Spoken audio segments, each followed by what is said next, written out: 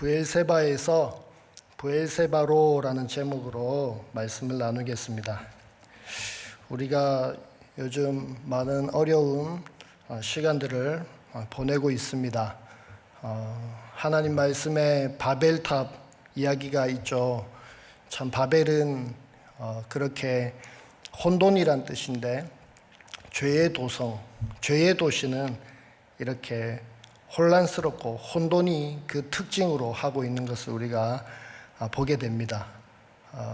참 우리가 살아가는 이 사회와 국제 정세가 참 이렇게 혼돈스러운 것을 우리가 너무 많이 느끼고 있습니다. 또 코로나로 인해서 힘들지만 또 이제 코로나가 함께하는 그런 시대가 온다고 전문가들은 얘기하고 또 더 강력한 슈퍼바이러스가 나온다고 하는 이런 시대 속에서 우리가 현실을 직접적인 말로 어떤 말로도 위로도 안 되고 소망도 안 되는 그런 것을 깨닫습니다.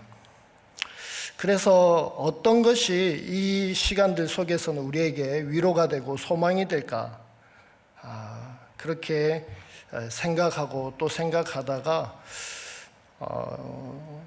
식구들과 저희 부서 식구들과 함께 성경을 이렇게 읽어 나가면서 창세기 출애굽기 이 말씀을 읽으면서 이야 정말 하나님의 언약적 사랑이 언약적 축복이 하나님의 언약이 신실하신 그 언약이 정말 우리에게 위로가 되고 소망이 되는구나 그것을 느끼고 또 우리 식구들이 다 느끼면서 지금 불안해하는 사람이 거의 없는 것 같아요.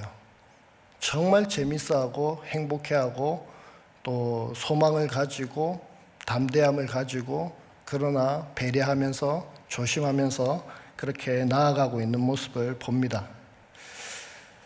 가나안 땅에 들어가기 전에도 큰 전쟁을 앞두고 있고 또 새로운 시대를 앞두고 있을 때에 하나님께서 그 두려움을 극복하고 하나님의 말씀으로 모세오경을 통해서 정비하시고 정돈하시고 소망을 주시고 담대하게 나아가게 하셨죠.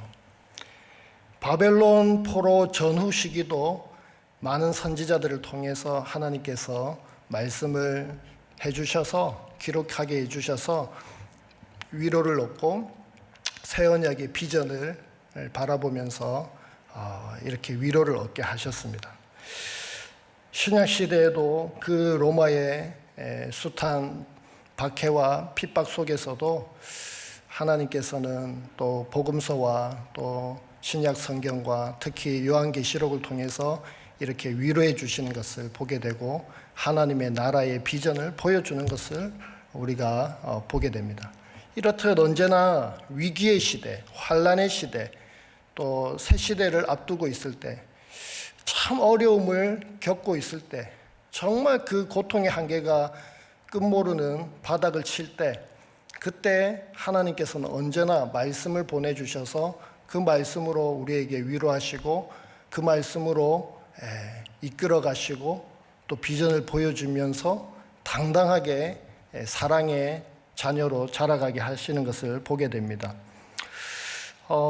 정말 이런 요즘 시대에 매스컴이나 또 유 선생님이나 이런 곳을 통해서 계속 들려오는 소리는 한국 교회의 문제점을 지적하고 또 회개 기도를 해야 한다. 그리고 심판의 메시지들이 또 많이 흘러나오고 듣곤 합니다. 맞습니다. 회개해야죠. 또 하나님의 심판일 수도 있겠죠. 그러나 그런 이 현실에 대한 그러한 각도도 있겠지만 또 하나님의 이 언약적인 사랑 이 가운데서도 하나님이 우리를 사랑하고 계시고 우리를 이끌어가고 계시고 이 혹독한 훈련을 통해서 하나님의 영적 거장으로 변화시켜 가시는 그리고 반드시 승리하게 하시는 그리고 이 가운데서도 우리가 넘어지고 쓰러지고 우리의 연약함으로 그렇게 절망하는 것이 아니라 그런 우리들을 하나님께서 사랑으로 이끌어 가시고 먼저 택하셨고 축복하고 계시다는 사실을 우리가 또 이 말씀들을 통해서 언약을 통해서 확인하게 됩니다. 그래서 참 이런 언약적 사랑을 통해서 이런 메시지가 자꾸 흘러나오는 것을 깨닫게 됩니다. 누구누구야 사랑한다. 난 너의 주인이야. 내가 널 택했어. 난 너와 영원히 함께 할 거야. 끝까지 널 지킬 거야. 난 전능한 하나님이야. 내가 세상과 우주를 다스리고 있고 내가 역사를 경영하고 있어. 반드시 내 뜻대로 될 것이고 너에게 가장 좋은 길로 인도할 거야. 넌 나와 함께 승리하게 될 거야. 아무것도 두려워하지 말고 염려하지 말고 나는 너의 하나님이야. 계속해서 이런 메시지가 창세기 출애굽기를 읽으면서 흘러나오더라고요. 이런 은혜들을 여러분과 좀 이 시간에 나눌 수 있기를 소망합니다. 오늘 말씀 보니까 야곱이 브엘세바로 가서 희생 제사를 드리는 장면이 나옵니다. 야곱이 죽은 줄로만 알았던 요셉이 살아있다는 사실을 아들에게서 전해 듣고 준비된 수레를 타고 애굽으로 내려가던 중에 브엘세바에 이르게 됩니다. 그곳에서 하나님께 희생 제사를 드리게 되죠. 사실 야곱은 에서의 그 장자권 장자의 축복을 빼앗아서 브엘세바에서 바단 아람으로 도망할 때는 브엘세바가 어떤 곳인지, 과연 희생 제사를 드릴 만한 곳인지, 브엘세바가 어떤 영적 의미가 있는지, 그리고 브엘세바가 아버지, 할아버지에게 들었을 수는 있겠지만 그것이 나에게 어떠한 의미가 있는지 그러한 것을 아무것도 깨닫지 못하고 오로지 자기의 욕심과 자기의 계획과 자기의 힘으로 이기적인 생각으로 브엘세바를 떠났던 것을 우리가 기억합니다. 그런데 지금 야곱은 숱한 세월이 지난 뒤에 지금 이곳에서 브엘세바에서 아무 영적 의미를 찾지 못하고 떠났던 그곳에서 이렇게 희생제사를 하나님께 드리고 있는, 그리고 하나님께 엄청난 또 언약적 축복을 받고 또 구체적으로 그 비전을 제시받고 있는 이러한 장면을 우리가 보게 됩니다. 여러분, 브엘세바, 야곱이 지금 희생제사를 드리는 브엘세바는 어떤 곳입니까? 제가 브엘세바를 지역적으로 좀 살펴보니까 우리가 잘 알듯이 가나안 땅의 경계를 브엘세바에서 단까지 이런 표현을 잘 쓰지 않습니까? 가나안 땅의 최남단 지역이 될 거예요. 이스라엘 지역 그리고 가나안 땅의 그 지형은 세 개의 지형으로 구분이 된다고 그래요. 이렇게 사해와 지중해 그 바닷가 지역은 평야지대, 그리고 예루살렘은 산지가 되겠죠. 그리고 그 사이는 구릉지대. 그 구릉지대는 물도 많고 또 곡창지대고 거기에 이제 포도 농사를 많이 짓는다고 합니다. 그런 그 구릉지대, 곡창지대, 그리고 가나안 땅의 최남단 지역이 되는 그 브엘세바 지역. 그 브엘세바 지역에서 아브라함과 이삭에게는 어떤 일이 있었습니까? 아브라함은 그랄 왕 아비멜렉, 블레셋 왕 아비멜렉과 7 암양 새끼로 언약을, 맹세를 맺는 장면이 나오죠.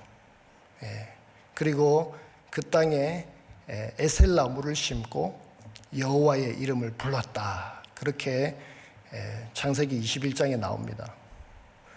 아브라함에게 있어서 브엘세바, 아브라함에게 있어서 브엘세바는 그런 일들이 있었지만 조금 더 구체적으로 우리가 들어간다면, 살펴본다면 그 21장에서 사실은 아브라함은 이삭을 얻게 됩니다. 하나님께서 창세기 12장, 13장, 15장, 17장 계속해서 내가 너에게 후사를 줄 것이고 내 몸에서 나는 후사를 줄 것이고 그 자손이 번성케 될 것이고 그 자손이 이 땅을 차지하게 될 것이다. 그렇게 약속은 하셨지만 현실적으로 눈에 보이는 것은 아무것도 없잖아요. 그런 상황에서 하나님께서 이삭을 100세 만에 주셨습니다. 그리고 그 가나안 땅에 그랄 땅에 거하면서 블레셋 왕 아비멜렉이 찾아와서 하나님이 너와 함께 하심을, 네가 뭘 하든지 하나님이 함께 하는 걸 내가 보았다. 내가 이 땅을 내가 거할 수 있도록 해줄 테니까 우리를 해하지 마라. 그렇게 도움을 요청하듯이 언약을 맺으려고 하잖아요. 그때 아브라함은 우리 종들이 우물을 팠는데 왜 자꾸 빼앗아 가느냐 그러면서 지금 이 우물은 7 암양 새끼를 줄 테니까 이 우물은 우리의 우물이 될 것이다. 그렇게 약속을 맺으면서 그 땅에 우물물도 얻게 되고 또 아브라함이 아들도 얻게 되고 그리고 그 땅을 거주할 수 있는 이제 그 땅의 주도권이 생기는 것을 보여주는, 그래서 그것을 아브라함이 느끼면서 하나님께 감사의 예배와 찬양을 올려드리는, 에셀나무는 영생나무죠. 생명나무죠. 그리고 영생하시는 그 하나님을 부르고 예배하고 찬양했다. 엘올람 하나님을 찬양했다. 생명을 주시는, 생명의 물을 주시고 생명의 자손을 주시고 생명의 땅을 허락하시는, 이제 그것이 눈에 보이기 시작하니까 하나님을 믿고 또 불순종하고 믿음 없었던 모습을 회개하면서 하나님을 찬양하던 곳이 아마 아브라함에게 있어서의 브엘세바일 것입니다. 그리고 이삭에게 있어서 브엘세바는 어떤 곳입니까?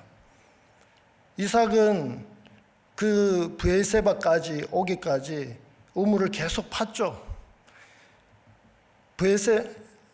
이삭이 거하던 곳에 기근이 있어서 그랄 땅까지, 블레셋 땅까지 오게 됩니다. 우물을 파는데 자꾸 그랄 목자들이 빼앗아 갑니다. 에색, 신나, 르호봇. 그리고 르호봇에서는 빼앗아 가지 않았습니다. 그리고 거기서 더 아래 지역으로 브엘세바로 가서 거기서도 우물을 얻게 됩니다. 기근인데 하나님이 참 복을 주셔가지고 또 그 땅에서 100배나 수확을 얻게 하십니다. 그리고 이삭은요, 사실 리브가가 불임이었어요. 아이를 가지지 못했어요. 하나님께서 아이를 아직 주시지 않았어요. 그런데 어떻게 해서 리브가가 아이를 가지게 되죠? 이삭이 기도하잖아요. 하나님께 기도를 드렸더니 하나님께서 잉태하게 하셨어요. 그래서 에서와 야곱을 하나님이 주셨고 또 기근을 피해서 그랄 땅까지 갔지만 그곳에서 100배의 축복을 주셨고 그리고 파는 곳마다 우물이 터져 나오고 그리고 싸우지 않는 곳까지 가서 그리고 더 밑으로 가서 브엘세바에 거했을 때 거기도 우물이 터져 나오는 거죠. 그러면서 군대 장관과 비골과 아우삭과 아비멜렉이 찾아와서 하나님이 너와 함께 하시는 것을 보았다. 그러면서 그곳에서 언약을 맺고 그리고 같이 식사를 하고 돌려보내는, 역시나 이삭에게 있어서도 그 브엘세바는 제단을 쌓고 그리고 여호와의 이름을 부르는 그런 영적인 숨결이 살아있는 하나님과의 그런 예배의 소통이 일어나던 그러한 곳인 줄 우리가 말씀을 통해서 보게 됩니다. 이렇게 브엘세바는 아브라함과 이삭과 또 야곱의 거주지입니다. 그리고 야곱이 아버지 이삭을 떠나던 밧단 아람으로 떠나던 출발하던 곳입니다. 그러나 훈련을 다 마친 후에 하나님을 의지함으로 희생 제사를 드리는 오늘 본문의 그 장소이기도 합니다.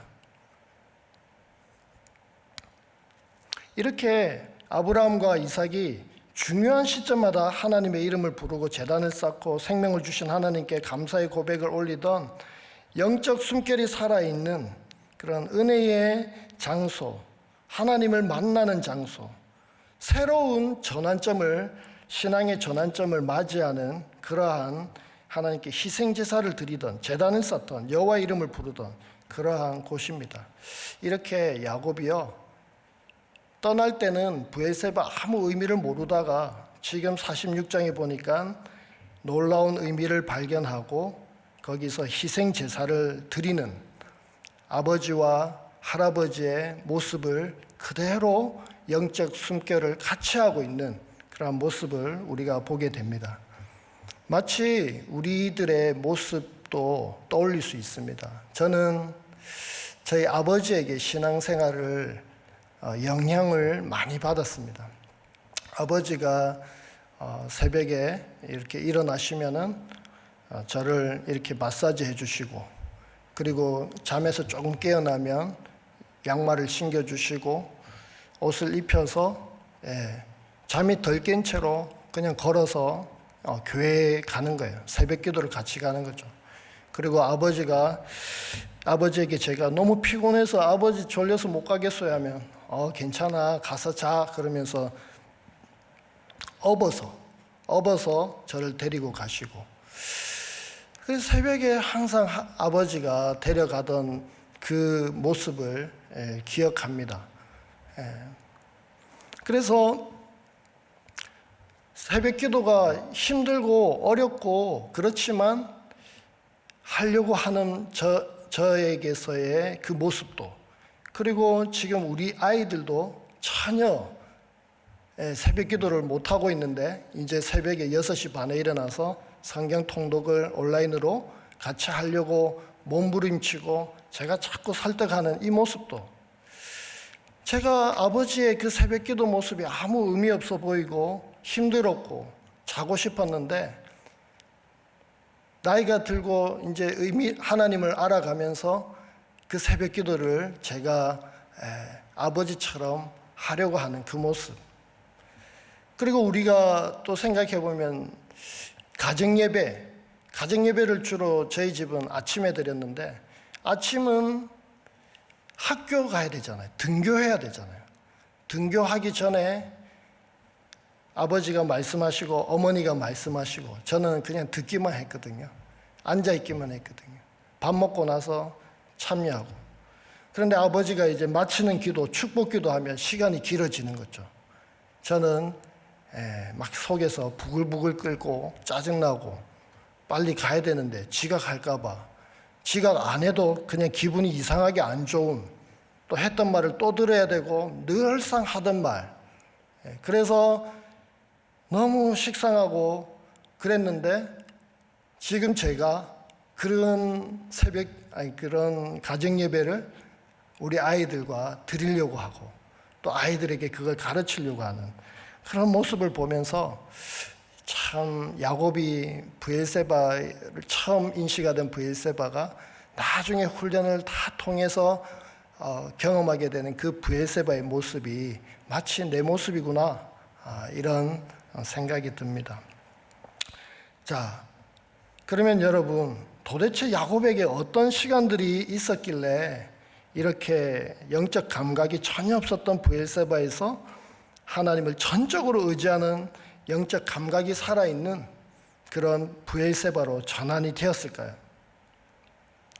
우리가 야곱의 일대기는 너무 잘 압니다. 그래서 식상할 것 같아요. 여러분들이 다 풀어서 설명하면. 그래서 간단하게 좀 요약을 해본다면, 야곱은 그 인생을 우리가 한 3단계 정도로 나눠본다면 부모님 밑에서 자랐던 온실기가 있을 거고, 그리고 라반 밑에서 훈련했던 그런 훈련기가 있을 거고, 그리고 베델로 올라가서 이제 헤브론에 거하게 되는, 베델에서 제사를 드리고 또 아버지 이삭이 죽었던 헤브론 땅에 가서 거기서 아브라함도 묻혀 있고 사라도 묻혀 있고 이삭도 묻히는 그 영적 성지, 그런 곳에 가서 마지막 노년기를 살고 있는 그런 영적 성숙기, 이렇게 세 단계로 나눠볼 수 있지 않을까 제가 임의로 나눠 보았습니다. 그래서 이런 세 시기들을 우리가 잘 들여다보면 이삭의 이기적이고 계산적이고 인간적이고 자아중심적이고 자기 힘으로 하려고 하는 그런 모습들을 우리가 잘 보게 됩니다. 어떤 부분에서 그렇습니까? 형 에서의 장자권을 빼앗아 가려고 하는 그 모습, 형 에서의 장자권을 빼앗으려고 하는 그 인간적인 모습 때문에 하나님이 야곱을 어떻게 다루어 가십니까? 부모님과 이제 생이별을 하면서 이제 광야로 가서 훈련을 하게 되는 거죠. 그리고 30장에 창세기 30장에 보면은 외삼촌 라반의 양들을 자기 양으로 건강한 것들을 다 자기 소유로 하고 싶어서 버드나무와 살구나무와 신풍나무 껍질을 벗겨서 건강한 양들이 교미할 때 그 나뭇가지를 보고 얼룩얼룩한 무늬 또 점과 아롱진 것들을 이렇게 나오도록 만드는, 정말 참 근거가 없는, 과학적인 근거가 없는 그런 미신적인 방법으로, 그런 모습으로 자기의 재산을 늘려가려고 하는 모습, 하나님께 은혜를 구하고 성실하게 일하고 정직하게 일하고 좀 그렇게 나아가도 될 텐데, 하나님이 출애굽할 때 이스라엘 백성들에게 하나님이 큰 은혜를 입혀 주시잖아요. 가축이든 은금이든 달라는 대로 다 주잖아요. 하나님은 그렇게도 하실 수 있는 분이신데, 이렇게 야곱은 미신적인 방법을 사용해서라도 악착같이 자기의 재산을 모으려고 하는 그러한 모습, 그런 인간적인 모습들 속에서 하나님이 어떻게 다루어 가십니까? 라반 삼촌에게 10번이나 속임을 당하도록, 이렇게 하면 저렇게 바꾸고 이렇게 하면 저렇게 바꾸고 10번이나 야곱이 속임을 당하는 그러한 훈련을 겪게 되죠. 그리고 야복 강가에서 하나님과 더불어 싸우고 악착같이 복을 달라고 하면서 매달리면서 붙잡는 모습, 또 에서를 만나기 전에 얼마나 많은 머리를 씁니까? 가축에 세 떼를 둬가지고 예물 한 번만 드리면 될 텐데 세 떼나 나눠가지고 한 번 가고 한 번 가고 한 번 더 가고 이러면서 그 에서 형의 노여움을 풀어가려고 하고, 또 종들의 무리들, 그리고 레아의 무리들, 라헬의 무리들, 이렇게 나눠서 도망칠 수 있도록 머리를 쓰는 모습, 그런 모습들 가운데 하나님께서 어떻게 야곱을 다루어 가십니까? 훈련해 가십니까? 환도뼈를 쳐서 부러뜨리시죠. 환도뼈를 쳐서 부러뜨려서 자기 힘으로 더 이상 하지 못하도록, 이제 도망가지 못하도록, 이제 자기는 딱 꼼짝 말하니까 거기서 하나님만 의지할 수밖에 없는 그런 야곱으로 만들어 가시는 하나님을 보게 됩니다.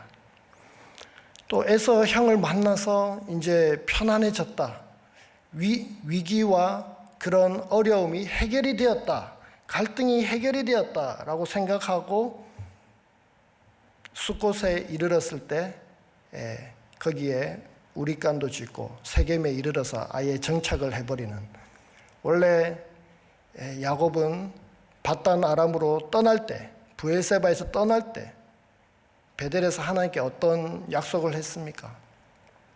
편안하게 안전하게 이곳으로 돌아오게 해주시면 하나님이 이제 내 하나님이 될 것이고 또 이것이 하나님의 집이 될 것이고 내가 11조를 드리겠습니다.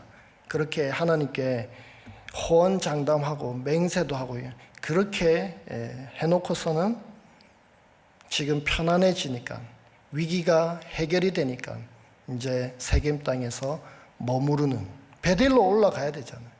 베델로 올라가서 하나님을 찾고 하나님께 감사하고 예배하고 그곳에서 하나님을 만나고 해야 될 텐데 그냥 안주해버리는. 그래서 하나님이 어떻게 다루어 가십니까? 여러분이 잘 아시는 대로 디나에게 아픔을 주시면서 또 아들의 만행들이 또 일어나는 그런 참상을 통해서 어쩔 수 없이 부끄러워서 무서워서 복수당할까봐, 보복당할까봐 그렇게 베델로 올라가는 그러한 이런 야곱의 모습을 봅니다. 참 그의 인생을 보면 우리가 잘 아는 대로 너무 인간적이고 계산적이고 자기 힘으로 하려고 그래요. 그런데 하나님께서는 그런 야곱을 혼내지를 않으시는 것 같아요.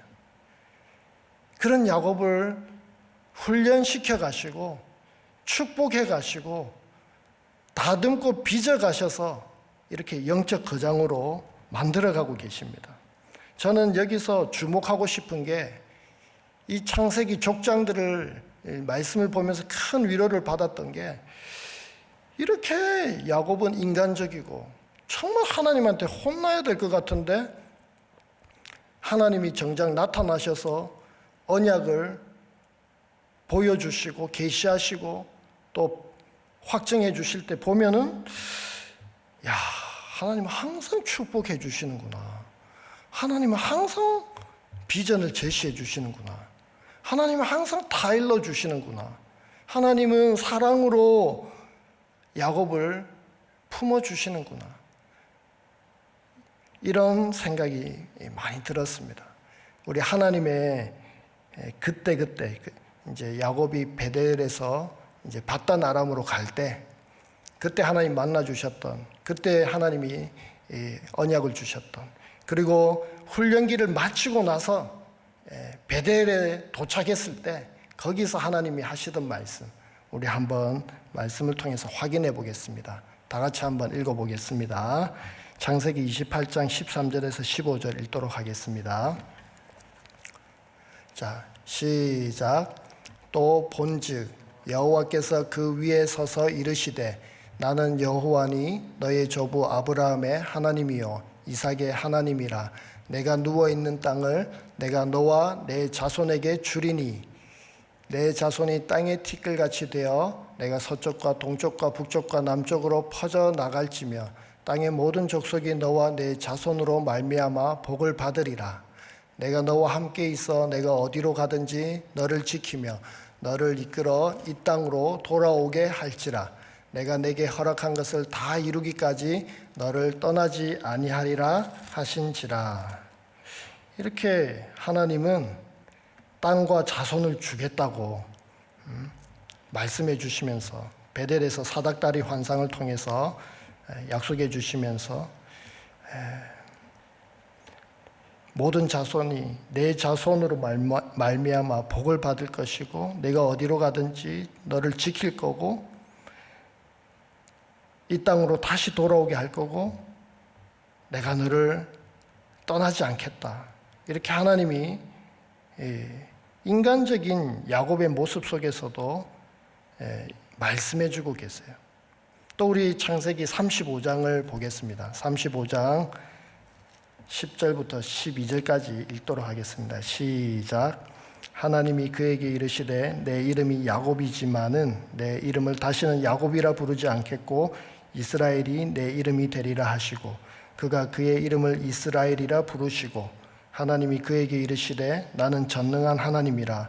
생육하며 번성하라. 한 백성과 백성들의 총회가 내게서 나오고 왕들이 내 허리에서 나오리라.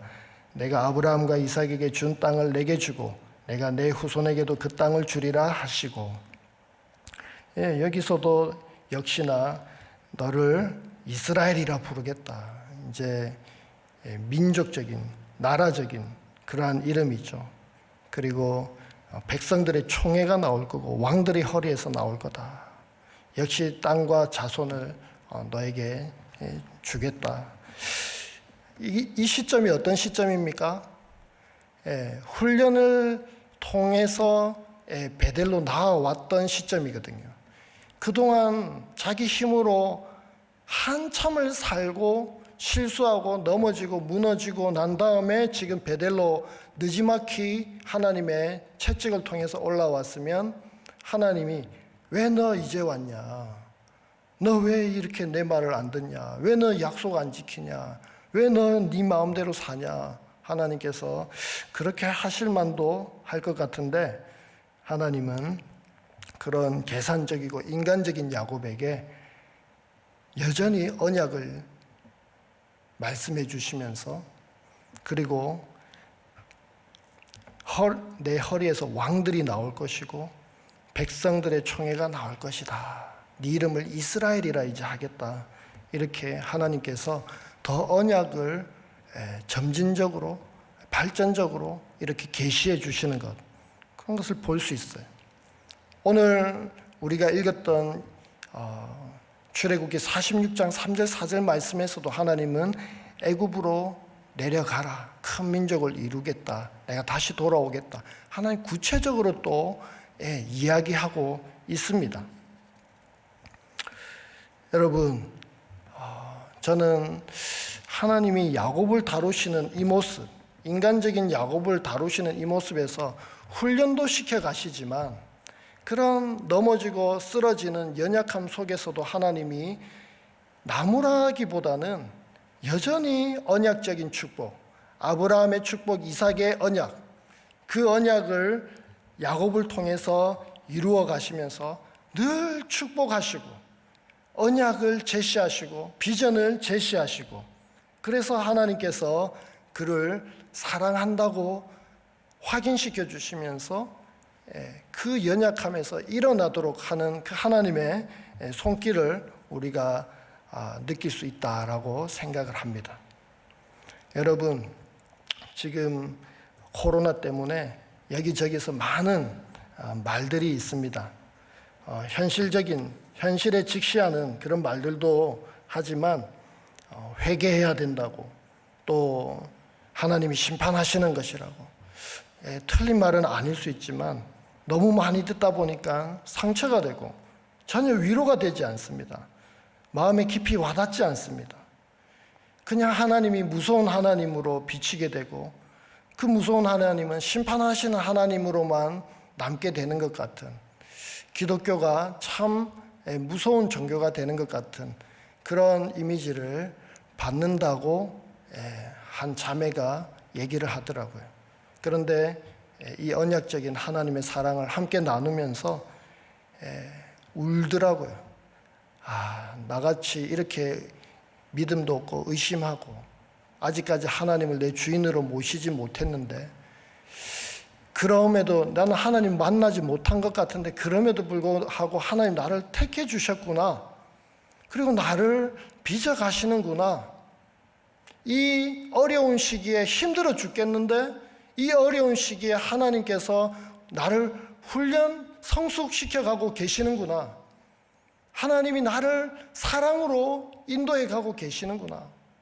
그리고 반드시 믿음의 자녀로 승리하게 하시는구나. 이런 실수와 연약함 속에서도 하나님이 나를 사랑하시는구나. 이 부분에 대해서 상당한 위로를 받고 또 깨닫고 하는 모습을 보았습니다. 하나님은 우리의 연약함과 실수 속에서도 여전히 하나님의 사랑과 축복을 내리시는 분이심을 믿고, 또 나의 연약함으로 실수함으로 자꾸 골방으로 절방의 나락으로 떨어지지 않기를 바랍니다. 야곱이 이기적일 때도, 계산적일 때도, 자기 힘으로 이루어가려 할 때에도, 안주할 때에도 하나님은 여전히 야곱을 사랑하시며 언약을 이루어 가시는 하나님이심을 기억하시고 위로가 되었으면 좋겠습니다. 마지막으로 하나님은 이렇게 야곱을 훈련시켜 가시는데 그 훈련의 클라이막스가 있습니다. 여러분들이 다 짐작하실 것 같아요. 하나님이 어디까지 야곱을 훈련시켜 가십니까? 하나님은 야곱을 마지막 그가 붙잡고 있는, 손에 쥐고 있는 그것을 포기하고 내려놓을 때까지 하나님께서 연단하시는 것을 우리가 보게 됩니다. 야곱은요, 사랑하는 아내 라헬이 베들레헴으로 가는 길에서 죽었어요. 그리고 막벨라 굴에 들어가지도 못했어요. 그리고 야곱은 요셉을, 그 사랑하는 아내의 장남을 너무 사랑해서 색동 채색옷을 입혔잖아요. 말씀을 가르치는 특별한 아들로 키워가고 있었는데 그 아들이 이제 인신매매로 끌려가 버렸습니다. 죽은 줄로 알았죠. 그리고 극심한 기근을 통해서 이제 베냐민마저도 내려놓아야 되는 상황이 되었습니다. 야곱의 아들들이 애굽에 가서 요셉을 만나게 되었고, 요셉은 정탐꾼이라고 이렇게 누명을 씌우면서 베냐민을 데려오겠죠. 그러나 야곱은 베냐민을 끝까지 내놓지 않았습니다. 유다가 그렇게 간곡하게 자기가 영영이 담보가 되고 베냐민에게 어떻게 되면 제가 아버지께 영영이 죄를 짓게 될 것입니다 하면서 자기가 담보가 되어서 결국에는 베냐민을 데려가게 되죠. 그때 야곱의 고백이 뭐죠? 내가 자식을 잃으면 잃으리로다, 그렇게 고백을 하죠. 야곱은요, 마지막까지 쥐고 있던 것 하나님께서 다 내려놓게 하셨어요.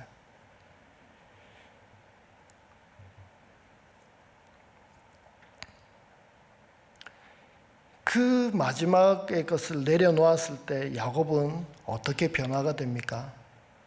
영적 거장으로 변화가 됩니다. 그는 애굽에 가서 요셉을 만나게 되는 은혜를 누리게 되죠. 그리고 바로를 축복하는 그런 영적 거장의 모습을 보입니다. 12 아들들을 예언하고 축복하는 그런 영적 아비의 모습을 보게 됩니다. 에브라임과 므낫세를 축복합니다. 요셉에게 막벨라 굴에 묻어달라는 마지막 창을 자기의 허벅지 아래에 손을 놓고 부탁하는 모습을 봅니다. 언약의 하나님을 기억하고 애굽에 묻히지 않고 가나안 땅에 묻히고자 하는 그 야곱의 신앙을 우리가 보게 됩니다. 지금 브엘세바로 올라가는데, 애굽으로 내려가는데 브엘세바에서 하나님께 희생 제사를 드리고 있는 이 야곱의 모습을 보게 됩니다. 여러분, 브엘세바, 아브라함과 이삭이 살았던 곳, 여호와 이름을 찾고 제단을 쌓았던 곳, 생명의 주인이신 하나님, 생명을 주신 하나님께 감사와 찬양을 드리며 자신의 과거의 삶을 회개하며 새로운 신앙으로 전환되어져 갔던 곳. 또 여러분, 우리가 브엘세바 생각은 못 해본 것이 있는데, 그것은 아브라함이 이삭을 바치기 위해서 떠났던 곳입니다. 하나님께 내 아들 이삭을 바쳐라 라고 지시를 받았던 곳입니다.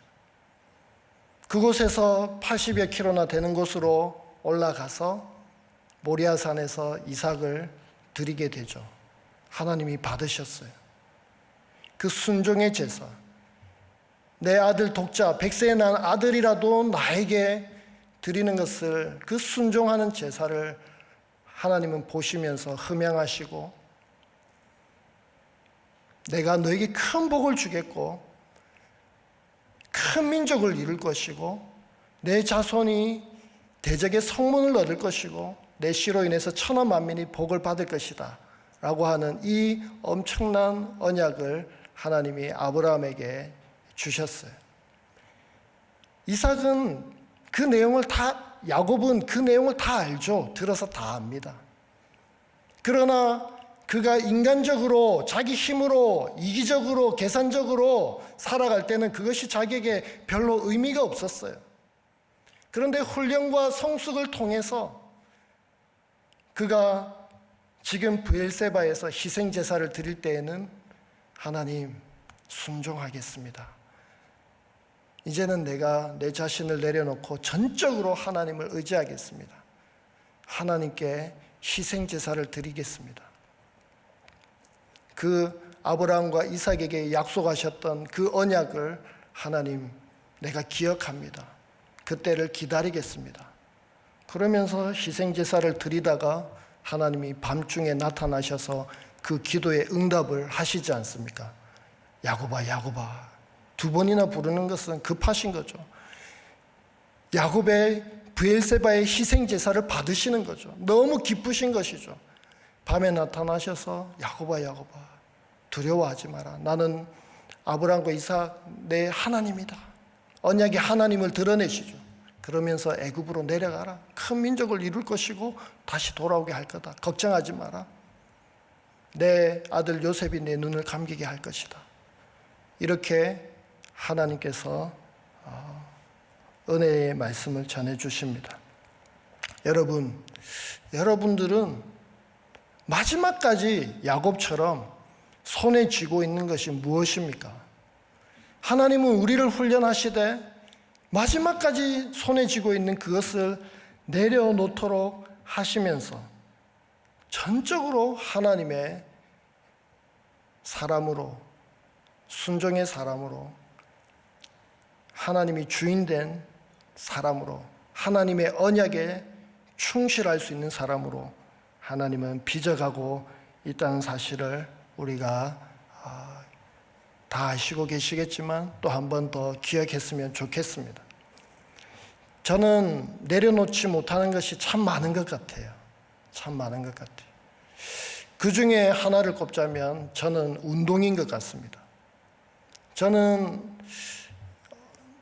어릴 때부터 운동을 참 좋아했고 달리기를 좋아했고 특별히 공으로 하는 것은 다 좋아했어요.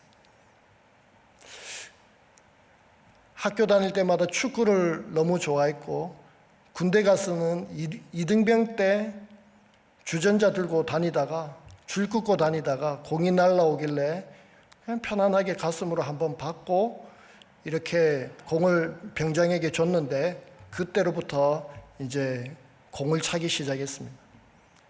이등병이 스트라이커로 뛴다는 것은 군대에서 있기 어렵죠. 그러면서 돈 내기를 계속 하는 거예요. 병장은 본부대와 돈 내기하고 통신대대와 돈 내기하고. 그래서 사실 맨날 땄습니다. 제가 지금은 운동을 잘 못하는데요. 20대 초반 때는 다리가 안 보였다고 그러더라고요. 그래서 축구를 너무 좋아했습니다. 근데 하나님이 통풍을 주시더라고요. 통풍이 뭔지 아시죠? 바람만 불어도 아프다는. 그래서 발가락이 아파서 축구를 못 하겠더라고요. 지금은 그 통풍이 전혀 증세가 없어요. 신기할 정도로. 근데 그때는 축구를 못 하게 되었습니다. 그리고 또 제가 축구를 못 하니까, 심하게 뛰지를 못하니까 족구를 좋아하게 되었습니다. 3일교회 오기 전부터 족구를 좋아했어요. 그래서 족구를 할 때마다 저는 자유함을 느끼더라고요. 그리고 운동할 때마다 저의 존재감이 드러나는 것 같아서 참 행복했습니다. 나를 드러내고 자유함을 누리고 운동할 때 제 자신을 발견하는 거죠. 제 성격도 운동할 때 드러나고 그 의욕이 넘치는 그 성격이 드러날 때 해소가 되고 참 좋았습니다. 그런데 하나님은 싫어하시더라고요. 하나님은 정말 운동을 몸이 건강해지도록 하기를 원하시지, 교제하기를 원하시지, 정말 목회를 잘할 수 있도록 건강해지도록 운동하기를 원하시지, 그것이 우상이 되고 나를 과시하고 나를 드러내는 운동이 되면 안 된다고 하나님이 자꾸 가르쳐 주시는 것 같더라고요. 그래서 운동을 내려놓았습니다.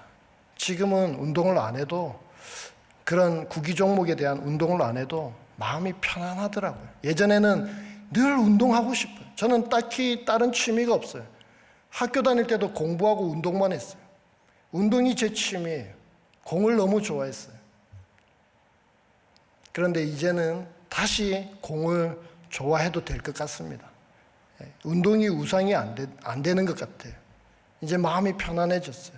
적당히 할 수 있을 것 같아요. 다른 사람들을 배려하면서 운동할 수 있을 것 같은 마음이 들었습니다. 여러분, 이렇게 저도 웃으라고 여러분에게 재밌는 예화를 드렸지만 제게 놓지 못하는 모습이 바로 이 운동이었던 것 같습니다. 여러분들은 야곱에게 있어서 베냐민이었듯이 여러분에게는 무엇이 마지막까지 쥐고 있는 것입니까? 결론을 맺겠습니다. 여러분, 브엘세바에서 브엘세바로, 정말 자기 자신이 중심이 된 고집스러운 어린아이 같은 신앙 속에서 하나님을 전적으로 의지하고 언약을 붙들고 언약적 사랑에 기반해서 모든 걸 내어 맡기며 순종하는 모습, 그 언약적 사랑 안에서 하나님의 사랑을 누리는 그 모습, 마지막까지 쥐고 있는 것도 다 내려놓는 그 모습 속에서 영적 거장으로 새롭게 태어나 두 번째 브엘세바에서 희생 제사를 드렸던 그 야곱의 그 희생 제사를 여러분들이 드릴 수 있기를 주님의 이름으로 축복합니다. 우리 시간이 많이 지나가서요, 찬양은 생략하도록 하고 우리 다 같이 기도하고 마치도록 하겠습니다. 이 시간 기도하실 때 하나님, 저희들을 훈련으로 온전히 빚어 주시옵소서.